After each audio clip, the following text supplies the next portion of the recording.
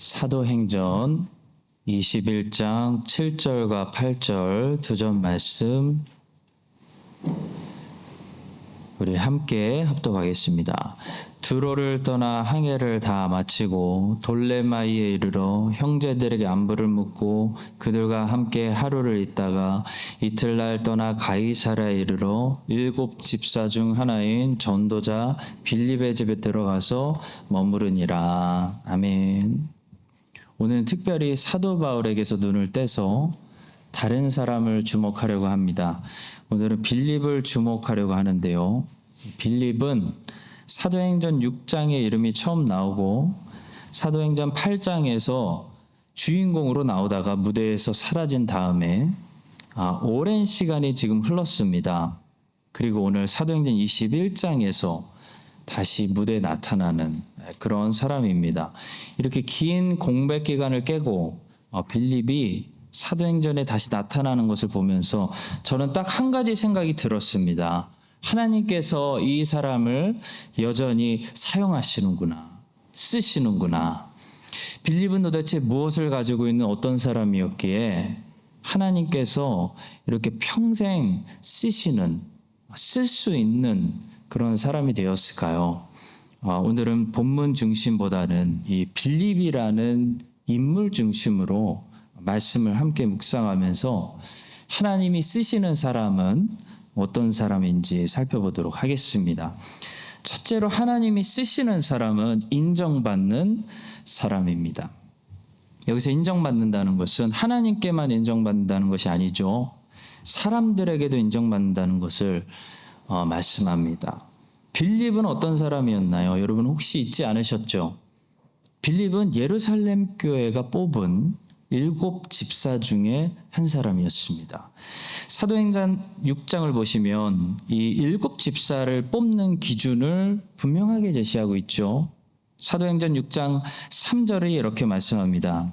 형제들아 너희 가운데서 성령과 지혜가 충만하여 칭찬받는 사람 7을 택하라. 우리가 이 일을 그들에게 맡기고. 그리고 5절 말씀입니다. 온 무리가 이 말을 기뻐하여 믿음과 성령이 충만한 사람 스데반과 또 빌립과 브로고로와 니가노로와 디몬과 바메나와 유대교에 입교했던 안디옥 사람 니골라를 택하여 라고 말씀하고 있습니다. 예루살렘 교회에서 7 집사님들로 뽑힌 이 사람들의 특징을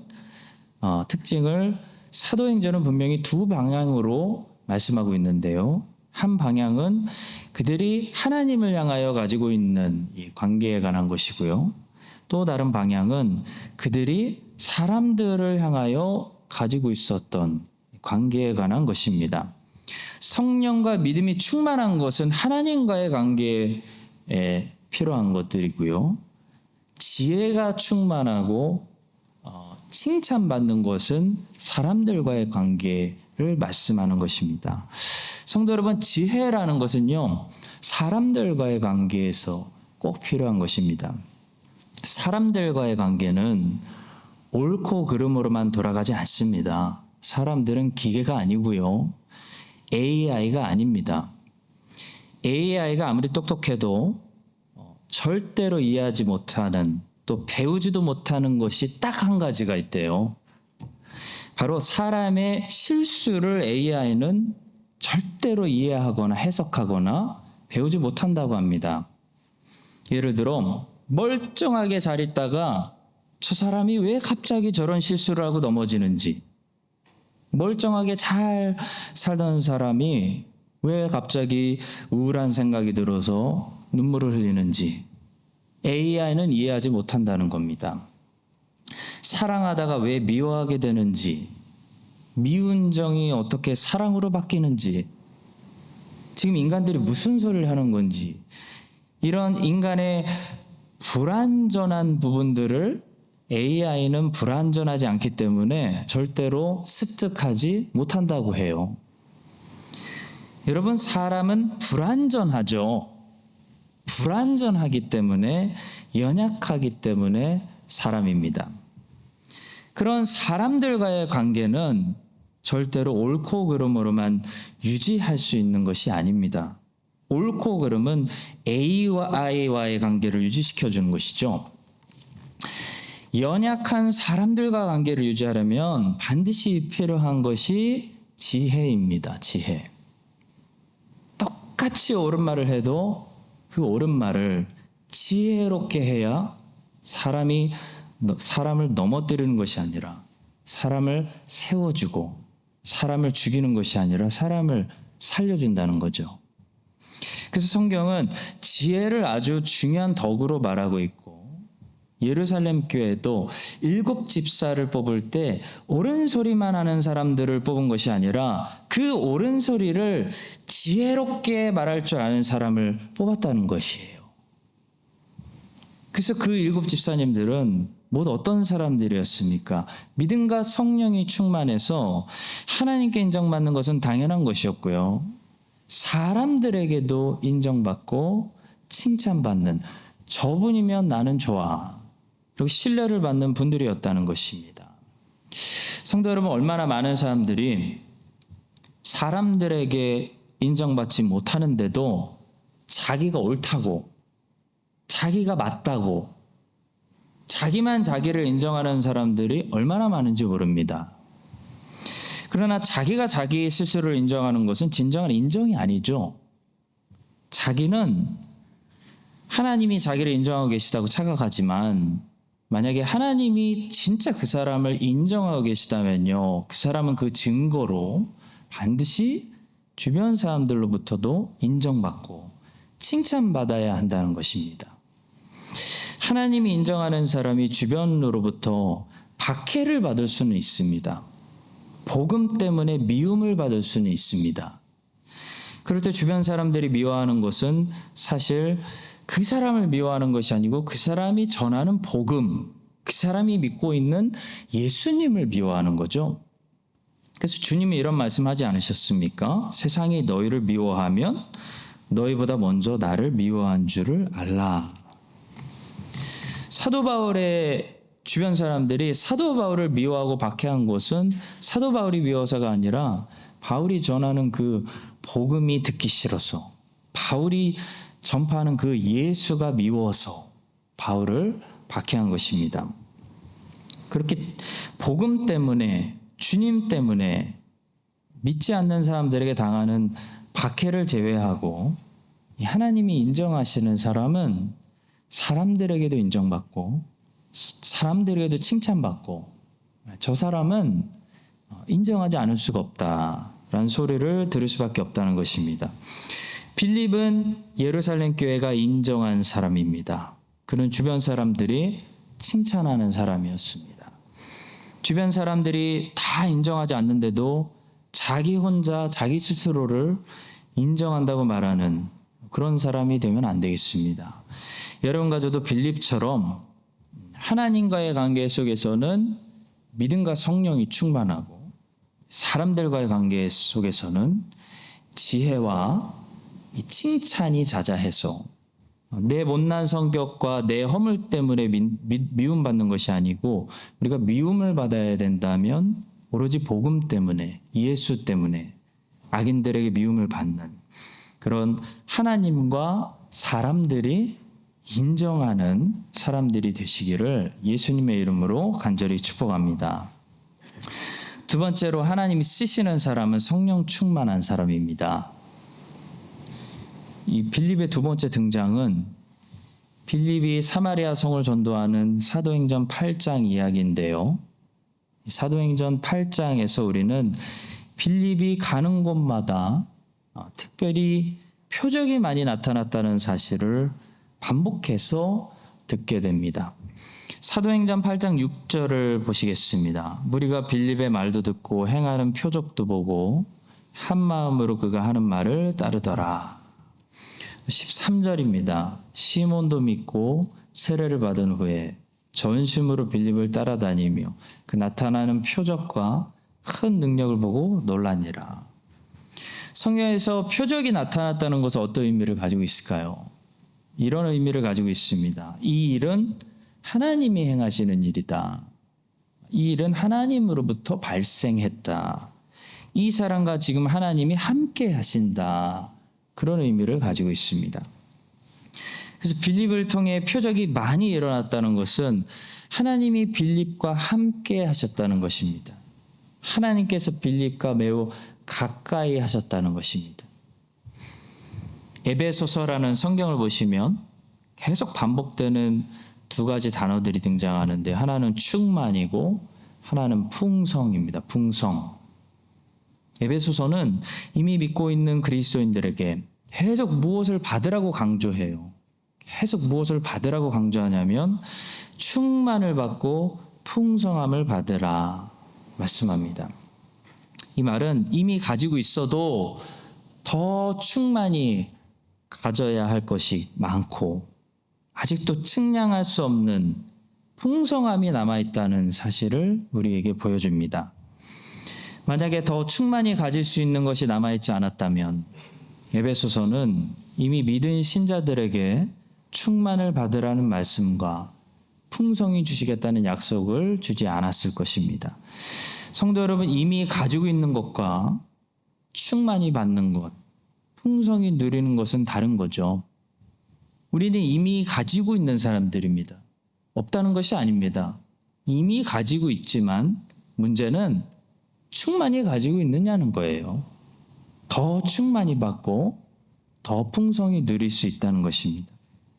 과학자들이 하늘에 있는 별을 관찰하다가 더 발전된 망원경으로 별을 관찰했더니 그 별이 세상의 별이 아니라 그냥 태양계도 아니고 또 다른 은하계였다라는 사실을 발견하지 않았습니까? 오늘 아침에도 말씀드렸어요. 우리는 성경을 보면서 나는 이미 성경을 다 알고 있어 라고 생각할 때가 얼마나 많은지 모릅니다. 우리는 자주 교만해서 나는 이미 하나님 어느 정도 많이 알고 있어 라고 생각할 때가 너무나 많다는 거죠. 여러분, 우리가 별이라고 생각하는 저 별이 사실 별이 아니라 또 다른 엄청난 끝도 없는 수십억 개의 별들로 구성되어 있는 은하계일 수도 있다는 것을 알아야 됩니다. 내가 다 안다고 생각하는 이 창세기가요, 그게 다가 아니라 그 안에 엄청난 은하계가 들어있는 측량할 수 없는 하나님의 말씀으로서 나를 새롭게 평생 감동시킬 수 있다는 사실을 기대하셔야 됩니다. 죽을 때까지. 우리는 더 충만히 받을 필요가 있습니다. 우리는 훨씬 더 풍성히 누릴 필요가 있습니다. 왜냐하면 하나님은요, 측량할 수 없는 분이기 때문이죠. 우리는 하나님의 무한성을 인정해야 됩니다. 하나님은 무한하시기 때문에 끝이 없으시고 측량할 수 없고 영원하시기 때문에 언제라도 그분을 더 누릴 수 있는 거예요.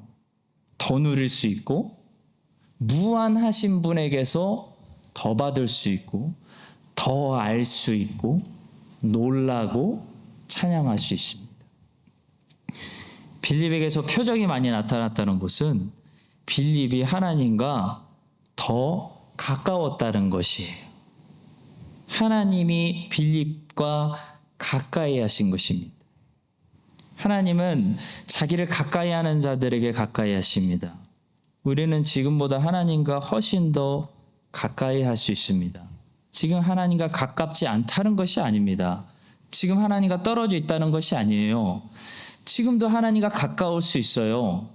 지금도 하나님을 알 수 있어요. 그러나 문제는 지금보다 하나님과 훨씬 더 가까이 할 수 있다는 거예요. 지금 이미 하나님을 알고 있는데 지금보다 훨씬 더 하나님을 더 알 수 있다는 거예요. 무한하신 분이기 때문에. 측량할 수 없는 분이기 때문에. 언제라도 우리는 하나님을 어제보다 오늘 더 가까이 하고 더 알고 더 누릴 수 있다는 것입니다. 하나님을 이미 가까이 하고 있지만 하나님을 더 가까이 하는 것, 그것이 부흥이에요. 부흥. 그것이 충만입니다. 그것이 풍성하게 누리는 거예요. 그것이 에베소서가 얘기하는 충만을 받으라라는 말이에요. 그런 사람들에게는 하나님의 흔적이 더 많이 나타납니다. 하나님이 더 잘 보여요. 하나님의 향기가 더 짙어지는 거예요. 그것이 빌립의 삶이었어요. 표적이 많이 나타났다는 거예요. 여러분과 제 안에도 당연히 성령이 계십니다. 그러나 우리는 이 성령을 더 충만히 누리고 또 풍성히 누릴 필요가 있습니다. 그것이 부흥입니다. 부흥될 필요가 있습니다. 이 사실을 기억하고요. 여러분과 저도 빌립처럼 지금보다 더, 어제보다 오늘 더 무한하신 이 하나님께 더 가까이 가야 됩니다. 그분을 더 많이 받아야 됩니다. 그리스도의 향기가 지금 안 난다는 게 아니라 더 짙어져야 한다는 거예요. 빌립처럼 표적이 더 많이 나타나야 된다는 거예요. 그런 성령 충만한 사람들 되시기를 주님의 이름으로 축복합니다.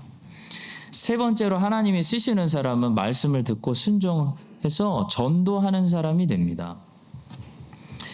우리는 사도행전 8장 후반부에서 전도하는 빌립을 만나게 되죠. 오늘 우리가 읽은 본문도 역시 빌립을 뭐라고 소개하게 하냐면 빌립 이름 앞에 전도자를 붙여요. 그래서 빌립은 항상 전도자 빌립이라고 우리가 부릅니다. 전도자는 어떤 사람일까요? 사도행전 8장 후반부에서 우리가 볼 필요가 있는데요. 에티오피아 내시를 전도하고 있는 이 빌립의 모습을 보시면 전도자가 어떤 사람인지를 알 수가 있습니다. 자, 전도자는 먼저 주의 말씀을 선명하게 듣고 있습니다. 사도행전 8장 26절이죠. 주의 사자가 빌립에게 말하여 이르되 일어나서 남쪽으로 향하여 예루살렘에서 가사로 내려가는 길까지 가라 하니 그 길은 광야라. 매우 구체적인 말씀. 전도자는 먼저 하나님의 뜻을 명확하게 구체적으로 하나님의 말씀을 깨닫는다는 거죠. 전도는 항상 주님의 말씀으로 시작하기 때문입니다. 전도를 시작하시는 분은 주님이에요. 우리가 시작하는 것이 아닙니다. 주님의 말씀을 우리가 빌립처럼 선명하게 들을수록 우리는 전도자가 됩니다. 왜냐하면 주님의 말씀은 우리를 복음을 들고 세상으로 가도록 언제나 만드시기 때문이죠. 우리를 부르시기 때문이죠. 빌립은 전도자로서 일단 주님의 말씀을 매우 선명하게 듣고 있습니다. 29절을 또 보겠습니다. 성령이 빌립더러 이르시되 이 길로 가까이 나아가 하시거늘. 자, 주의 말씀을 선명하게 들을수록 복음 전도의 소명에 우리는 순종하게 되고 선교하는 교회가 됩니다. 영혼을 구원하는 일에 관심을 갖게 됩니다. 전도자 빌립을 보니까요. 먼저 주님의 말씀을 선명하게 듣고 있고 그 말씀대로 순종해서 나아가고 있죠.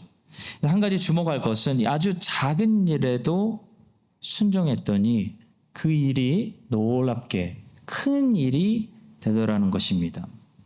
빌립은 에티오피아 내시 한 사람을 전도했습니다. 그에게 친절하게 다가가서 이사야 성경을 가르쳐주고 복음을 전도하고 세례를 주었죠. 자, 그런데 이 사람이 대단한 사람이었던 거죠. 이 사람이 에티오피아라는 나라의 아마도 재정을 관리하는 엄청난 높은 사람이었습니다. 그래서 많은 사도들이 직접 아프리카 선교사로 파송되기 전에 훨씬 더 빠르고 효과적으로 이 에티오피아 내시를 통해서 이 사람이 복음을 싣고 아프리카로 가게 되죠. 아프리카가 전도되게 됩니다. 성도 여러분, 작은 순종은 언제나 큰 일을 이룰 수 있습니다. 작다고 무시하면 안 됩니다. 하나님의 생각은 우리의 생각보다 높기 때문에 우리의 눈에 작게 보일 수는 있습니다. 근데 하나님이 하라고 하는 일을 우리가 순종해서 할 때 하나님은 우리가 생각한 것보다 훨씬 더 많은 일들을 이루실 수 있다는 거죠. 중요한 것은 하나님의 말씀을 우리가 선명하게 듣는 것이고 그 말씀에 순종하는 것입니다. 그것이 전도자의 삶입니다. 전도자는 절대로 자기 열정으로 자기가 세상을 변화시키려고 하는 사람이 아닙니다. 그것은 전도가 아닙니다. 그것은 선교가 아닙니다. 자기 열정으로 자기 국률로 하는 선교는 항상 실패합니다.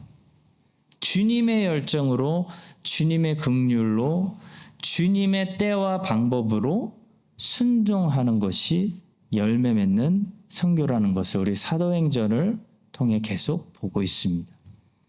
사도행전에 나오는 모든 선교, 사도들의 뜻과 사도들의 열정이 아니었죠. 그들이 먼저 하나님의 말씀을 들은 것과 성령의 인도하심을 받아 그 말씀에 순종한 결과였을 뿐입니다. 이 사실을 기억하시고요. 우리 교회가 선교하는 교회가 되기 위해서 우리 마음대로, 우리 열정대로 하는 것이 아니고 하나님의 말씀을 깊이 선명하게 듣고 깨달아서 그 복음 전도와 선교의 사명으로 부르시는 그 말씀에 우리 각자의 삶이 다 같이 순종하는 종들이 되어서 종들이 될 때 주께서 놀라우신 방법으로 생각지도 못한 곳에 에디오피아 내시 같은 그런 방향으로 복음을 전도하게 하는 그런 빌립 같은 전도하는 우리 교회가 될 수 있기를 예수님의 이름으로 간절히 축복합니다. 마지막으로 하나님이 쓰시는 사람은 오늘 본문에 보니까 위로하는 사람입니다. 자, 본문에 보니까 바울의 일행들이 가이사라에 있는 빌립의 집에 머물기를 미리 좀 계획하고 있었던 것 같아요. 가이사라에 도착해서는 빌립 집사님의 집에 가서 머물자. 분명히 계획했다는 것을 좀 알 수가 있습니다. 그들이 가이사라에 도착하기 직전에 7절을 보시면 돌레마이라는 곳에 도착했는데 돌레마이라는 곳에 겨우 하루만 머물고 아주 급하게 그들이 움직이는 것을 봐서 그들은 아마도 가이사라에 있는 빌립의 집에 머물기를 계획을 짜놓고 움직였던 것 같습니다. 7절과 8절을 이어서 제가 다시 읽어보겠습니다. 두로를 떠나 항해를 다 마치고 돌레마이에 이르러 형제들에게 안부를 묻고 그들과 함께 하루를 있다가 이틀날 떠나 가이사라에 이르러 7 집사 중 하나인 전도자 빌립의 집에 들어가서 머무르니라 말씀합니다. 바울의 일행들이 빨리 가이사라에 있는 빌립의 집에 들어가려고 했다는 사실 한번 생각해 보세요. 그만큼 빌립의 집이 어떤 집이었을까요? 빌립의 집이 주님의 일꾼들이 머물기에 편했다는 거예요. 편했다는 거. 성도 여러분, 머물기 편한 사람이 있고요. 머물기 피곤한 사람이 있습니다. 머물기 편한 사람은 사람들이 자주 찾는 사람이지만 머물기 피곤한 사람은 사람들이 자주 피하는 사람이죠. 말이 많은 사람은 우리에게 편한 사람이 아니라 피곤한 사람입니다. 우리는 말 많이 하는 사람을 피하죠. 찾지 않습니다. 빌립은 아마도 말을 많이 하지 않고 바울의 말을 잘 들어줬을 것 같아요. 빌립이 말을 많이 하는 사람이었다면, 빌립이 앉혀놓고 말을 많이 하는 사람이었다면 이 바울의 일행들이 피곤한 중에 얼마나 피곤한데 지금 선교사들이 빌립의 집에 가려고 하지 않았을 것 같습니다. 야, 가이사라 들렸는데 빌립 집사님한테 절대 연락하지 마. 조용히 가자. 빌립을 피하려고 했을 것 같아요. 가이사라에 아마 몰래 왔다가 빌립에게 연락하지 않고 조용히 갔겠죠. 바울과 일행들이 기꺼이 빌립의 집에 머물기를 원했던 것은 빌립이 아마도 말을 많이 하는 것이 아니라 수고한 바울과 일행들의 말을 잘 들어주는 사람이었기 때문인 것 같습니다. 사랑하는 성도 여러분, 하나님이 쓰시는 사람은 보니까 결국 무엇을 제공하냐면 위로를 제공하네요. 빌립은 바울의 일행들, 지친 일행들에게 큰 가이사라에서 안식을 제공합니다.